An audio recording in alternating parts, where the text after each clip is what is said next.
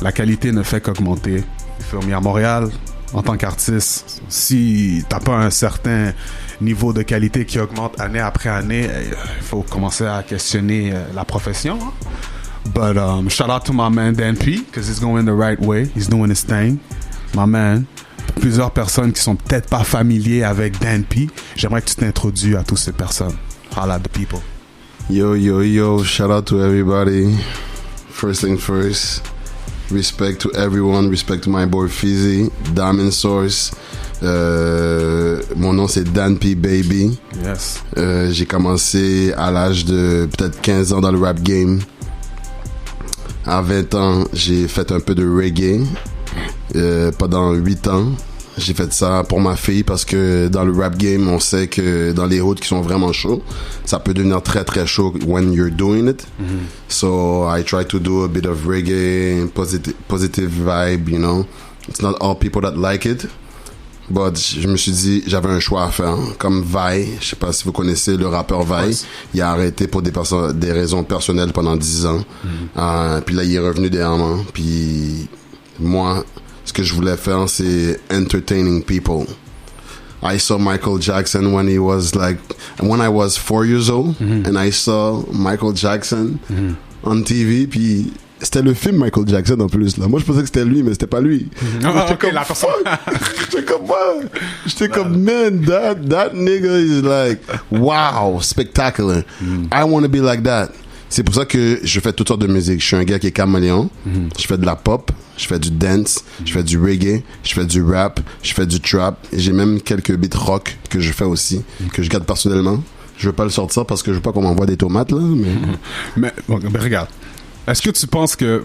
Premièrement, big shout out to you, parce que c'est dur d'être un artiste, c'est d'être vraiment versatile, faire plusieurs styles en même temps. I know what it is, man. Ça prend vraiment pour moi une certaine passion pour étudier le genre de musique. Tu te dis t'as des chansons rock, écoute, moi je peux pas, I don't know nothing about rock. Si t'as des chansons rock, shout out to you, man, cause like, je sais pas comment faire des chansons de rock. Maintenant, est-ce que tu penses que le fait que t'as toutes ces différentes avenues d'un autre côté, ça peut te pénaliser dans le terme de tes fans ne savent pas vraiment c'est quoi le style que tu vas les offrir? Exactement. C'est mon ultime châtiment. C'est que les fans ne savent pas qui est Dan P. Mais maintenant, je suis là pour répondre haut et fort qui est Dan P. Dan P est un homme caméléon. Ça veut dire... Ouais. Tu sais, comment pourrais-je expliquer ça? Il y a du monde qui vont faire de la natation. Il y en a qui sont nés pour être policiers. Il y en a qui sont nés pour être pompiers. Il y en a qui sont homosexuels. Moi, je suis quelqu'un qui est caméléon.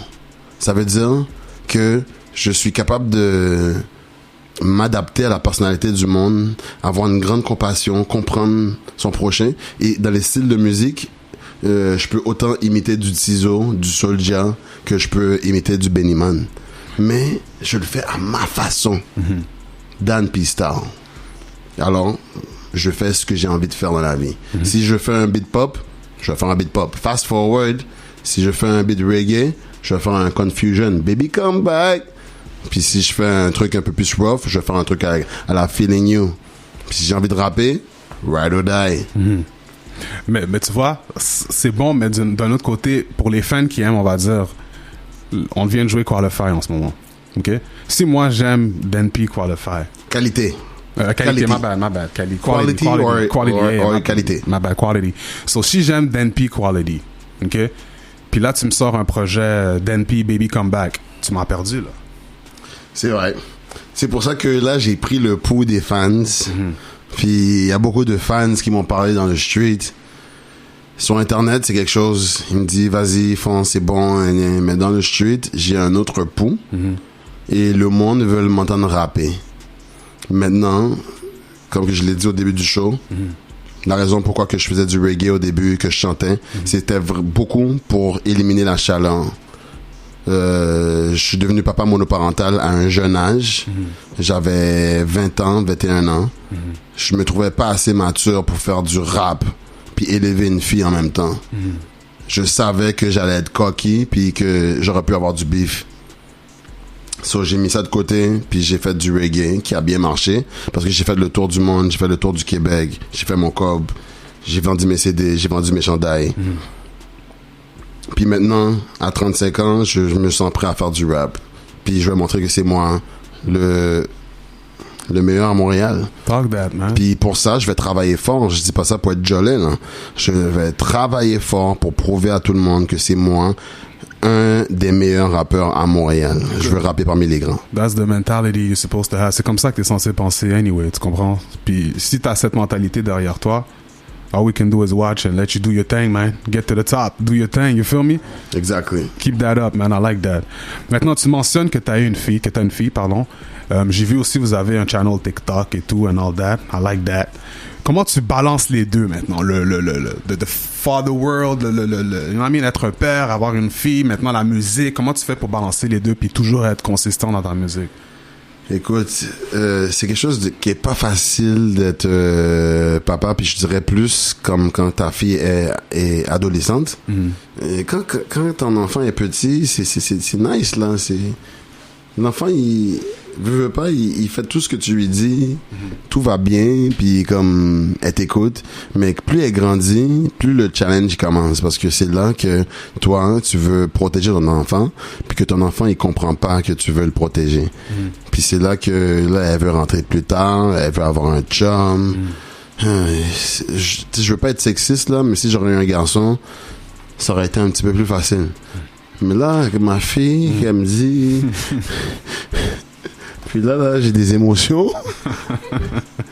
Et I quote, my daughter is telling me, Papa, j'aime ce garçon-là. It's a beautiful day.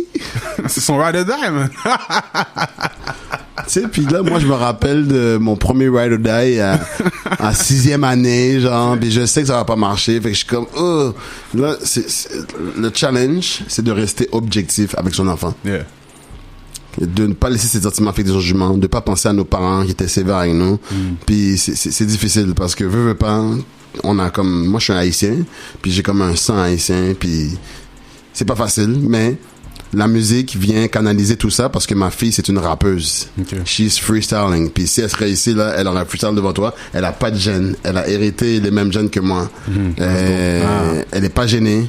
So when people ask her to freestyle, she's gonna freestyle and she's gonna impress you.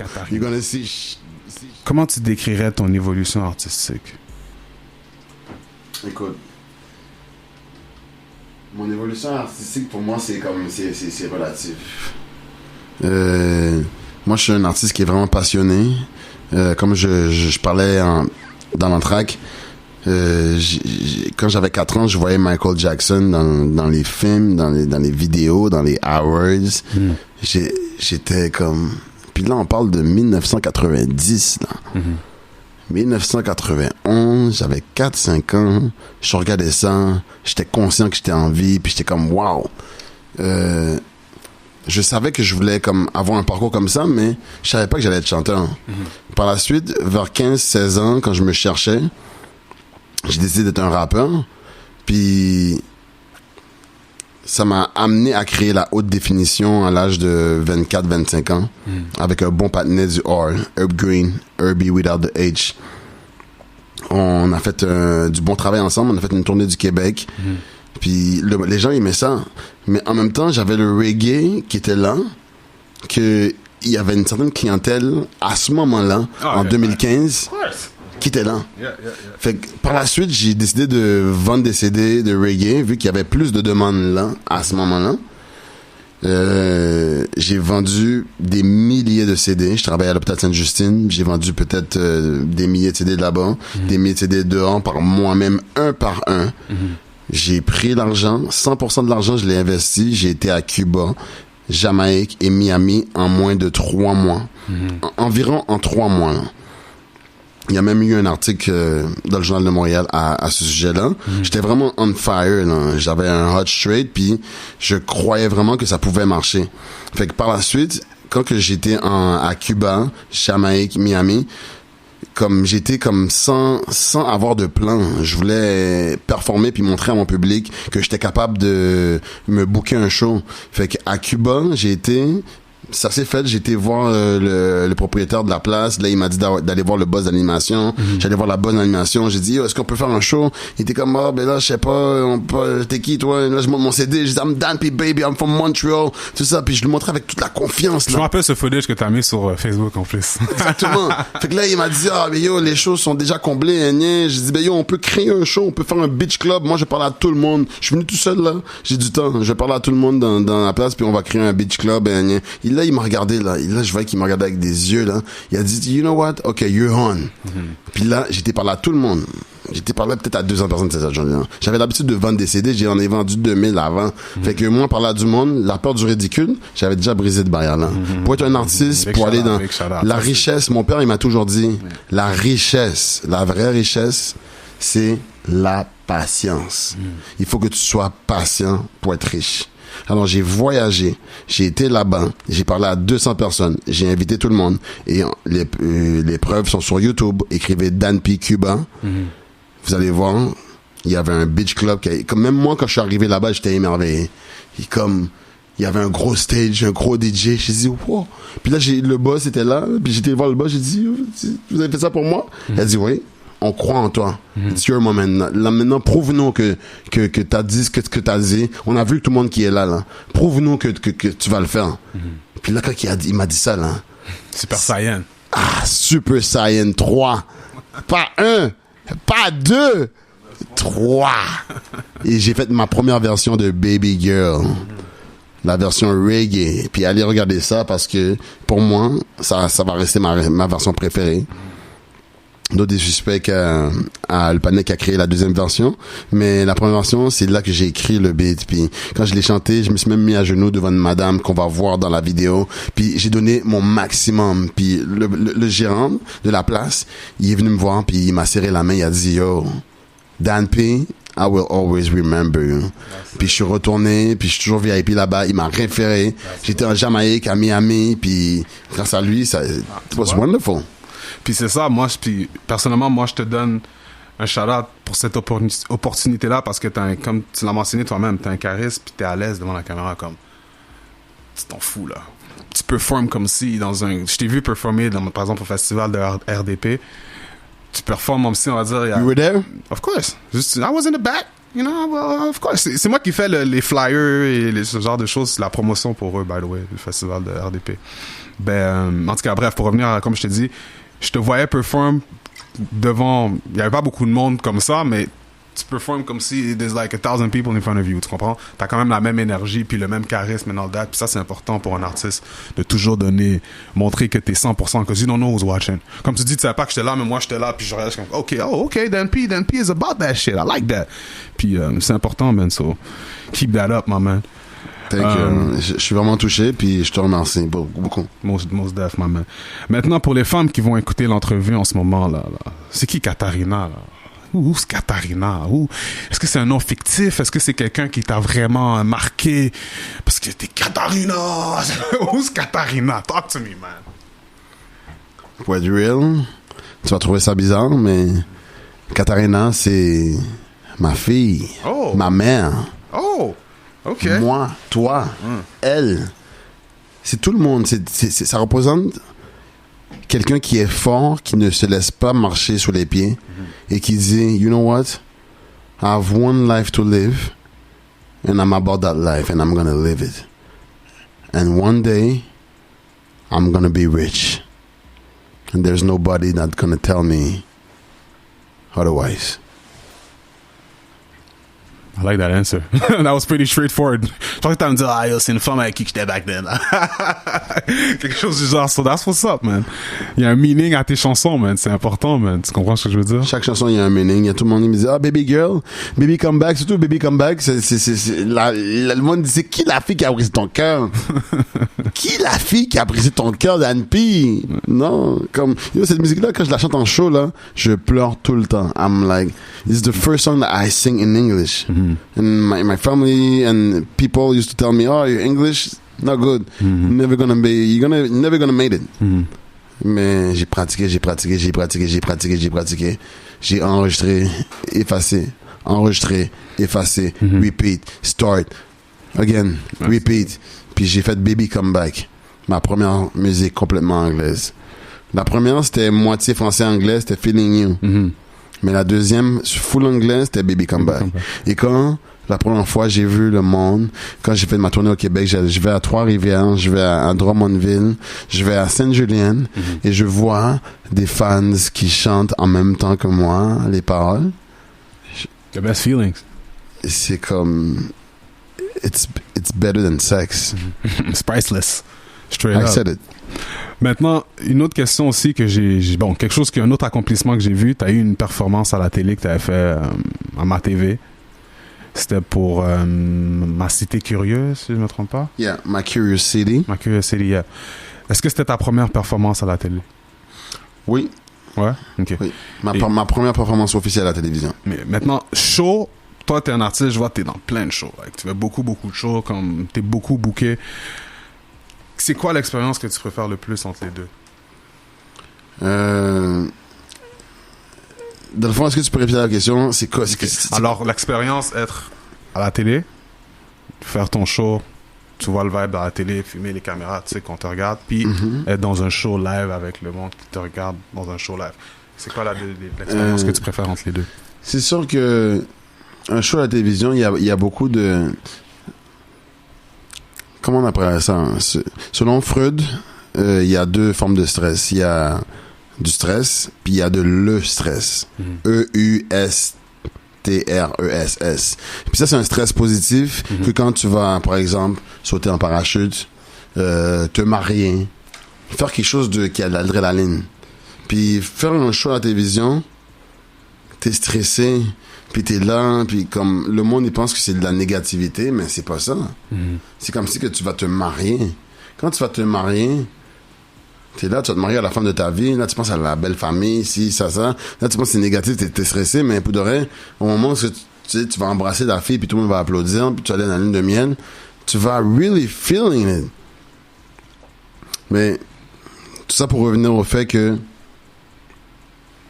la musique, c'est vraiment relatif. Puis il faut vraiment comme feel le moment présent, puis être conscient de ce qu'on veut dans la vie. Fait que tu préférais quoi, toi? Performer à la TV devant une grosse audience, ou bien tu préférais faire un show dans un festival, on va dire, devant une grosse audience? Comme je t'ai dit, c'est relatif. Le choix est déchirant pour moi parce que autant que j'étais stressé puis j'aimais pas ça, puis je pensais que j'aimais mieux faire les shows, puis je disais c'est pas bon. Mais quand je fais les shows, je suis là, je vois les fans qui chantent en même temps que moi. Mais autant que la télé comme peut m'aider à aller dans mon cheminement plus loin, parce qu'il y a plus d'exposure, plus de monde qui me voit. Sure. Mais pour te répondre à la question straight, c'est sûr que ça va être les shows devant le monde qui nous donne l'énergie. T'as une caméra qui te regarde, t'es comme ouf. Puis là, à la télévision, là, c'est pas des petites caméras, là, c'est des grosses caméras, plusieurs. Puis là, ils te disent la lumière verte, là, il faut que tu la regardes. Puis quand ça change de lumière verte, il faut que tu regardes l'autre caméra, puis il faut que tu paraisses cute, puis il faut que tu... Et puis là, t'as juste 2 chances, là, puis c'est off après. Tu recommences pas. T'as un gros stress. Mais quand t'as confiance en toi, tu le fais. Ouais, c'est ça. Mais si t'es pas préparé, le monde, ils vont préférer faire les shows. Fait que moi, je te dirais que je préférais faire la télévision parce que je suis capable de le faire. Mais vu que j'ai fait de la télévision juste 1 fois, 2 fois, les shows, l'ayant fait comme des milliers de fois, je vais préférer par défaut les shows. Et c'est quoi la chanson que tu recommanderais à quelqu'un qui a jamais entendu d'NP de la vie? Jamais entendu d'NP. Donne-lui une chanson, c'est laquelle qu'il devrait écouter? Écoute. Mais là, quand tu dis une chanson, c'est parce que moi, je suis caméléon, là. Tu comprends? Là, toi, ça revient à ce que je t'ai dit au début. Ça peut jouer contre toi aussi parce que tes styles sont dans toutes les directions. Donc, la personne que je parle qui me dit Dampi, fais-moi écouter une chanson. Qu'est-ce que je joue, Dampi? Comme je t'appelle là, je te dis Dampi. Dampi, c'est live là. Quelle chanson? Si j'aurais une chanson, for real, j'hésiterais entre Ride or Die et Baby Come Back. Mais il y a Confusion qui... s'en vient bientôt. Là, je sais que le monde a vu Katarina. Là, le monde sont saisis, là. Il dit, ok, Dan P est sérieux. Toi, Fizi, je savais que t'avais un intérêt, puis tu me trouverais sérieux. Chaque personne sérieuse vont voir qui est sérieux. Mais il y a d'autres personnes qui se dépassent. Puis même là, qui suis-je pour dire que je suis sérieux maintenant? Je suis qu'une seule goutte dans l'océan. Ouais, tu peux quand même baser sur tes accomplissements, ce que tu as fait au passé et maintenant. Tu vois que tu as fait beaucoup plus. Selon certaines personnes, ce n'est pas assez. Alors, pour les nouveaux internautes, les nouveaux téléspectateurs, les nouveaux auditeurs qui m'écoutent, il faut que je choisis mes mots parce que c'est pas évident. Parce qu'il y a du monde qui vont être perçus comme coquilles, qui vont être perçus comme si, ça. En 2021, là, en 2022, là, on accuse tout le monde, là. Tu fais ça, là, t'as un harcèlement sexuel, là. Non, mais même si t'es coquille, qu'est-ce que ça fait? Écoute, Jean-Pascal Boudorel, je l'aime beaucoup. Hulk Hogan, tous ces gars-là de la lutte. Moi, j'aime beaucoup son vibe, puis moi, je suis comme lui. Et je m'empêche d'être comme eux parce que il y a eu trop de commentaires négatifs sur eux. Mais Jean-Pascal, je l'ai mis dans ma vidéo Encore, dont je souligne l'hommage aux Noirs que j'ai fait pour le mois de l'histoire des Noirs. George Floyd, un genou à terre. J'aime ce genre de monde-là parce que le monde ne comprend pas qu'il y avait un personnage comme la lutte, la WWE, et pour ceux qui sont en old school, WWF, Hulk Hogan, Ultimate Warrior, Undertaker. Ils nous ont fait un spectacle, ils nous ont divertis à la maison. Puis t'as un personnage méchant, t'as un personnage gentil.